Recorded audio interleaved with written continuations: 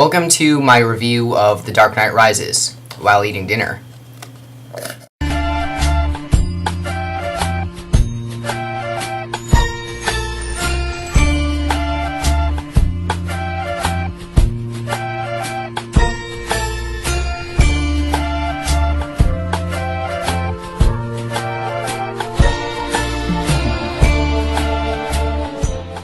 I'm T-Blackx1 and go fuck yourself. Aladdin, motherfuckers. And voila, it's a new day. How'd that happen? I don't know. I'm sorry this review was late.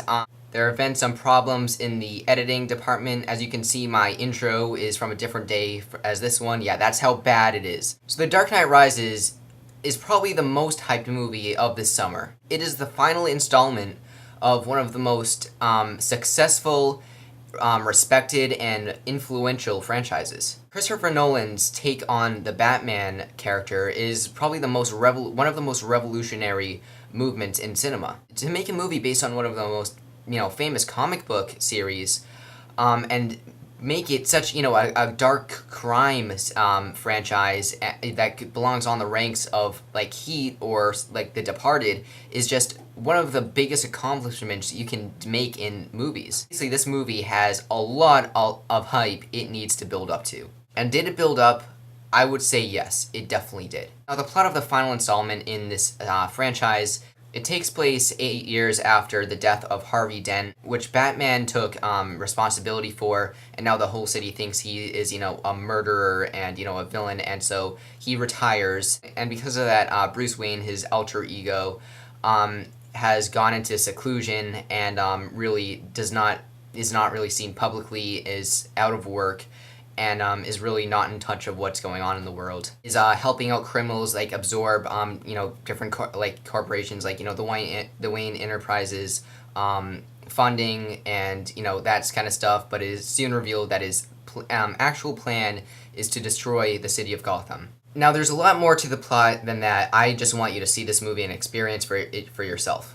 Now, a lot of people were disappointed by this movie. It is probably the least well-received Batman movie that was directed by Christopher Nolan. What you need to know before going into this, you can't be expecting The Dark Knight. This movie is long, it takes its time.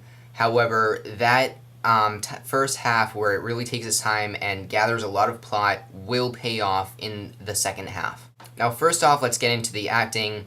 Christian Bale, Michael Caine, Gary Oldman, Morgan Freeman all return, and they are their best, I think. I think they, especially Michael Caine, I think they are better than they were in the first two installments. However, the new members, excluding Marion Cotillard, who I had a couple problems with, the new members I think are almost better than the originals. Anne Hathaway plays Catwoman in this movie, and I don't want to talk too much about her character, but she is great. And, I remember there's a lot of, worries about, the Catwoman because of all, the photos that were released. Catwoman is a great character. I loved her character in this movie, so have no worries about that.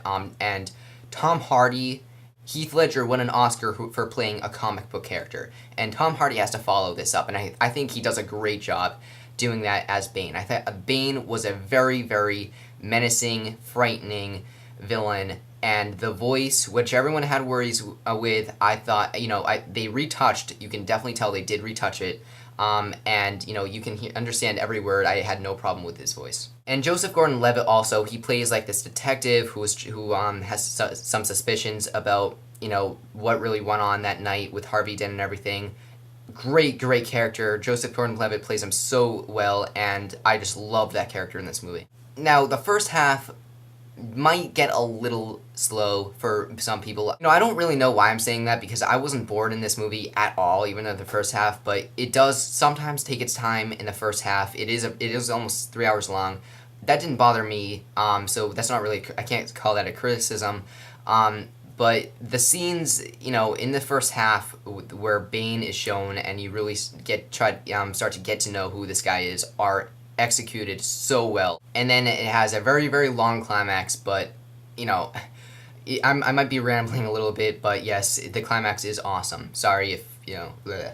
The Dark Knight Rises, I wouldn't say is as good as The Dark Knight. I think it comes really close, and I would call it the perfect finale. I think a lot of people are really nitpicking at this movie, and I think their rating is going really low because of superficial reasons. Even though they would not like to call it that, I do believe they are superficial. And for the people who are complaining about, stupid little things like Bane's voice and everything, just shut the fuck up. For all the people who are nitpicking, it's getting old. Can you shut the fuck up? You do this every Christopher Nolan movie.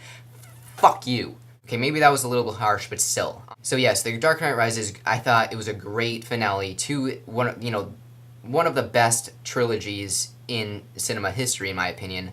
10 out of 10, and it's my favorite movie of the year. Although this is like a week after it came out, and everyone in the world has seen it. If you haven't, you probably are not a fan of the Dark Knight, trilogy.